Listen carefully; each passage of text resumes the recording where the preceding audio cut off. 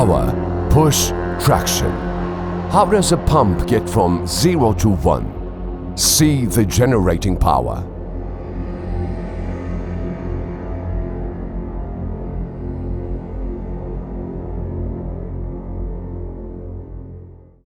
Mold Park.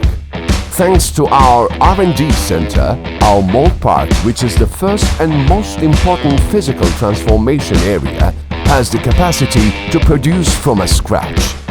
All our molds are produced in our factory using aluminum and wooden models according to our own engineering. In our core lines, we produce cold box cores, shell cores, carbon dioxide cores, and water-based cores. In all cores, we use casting paints that minimize casting errors and provide proper results.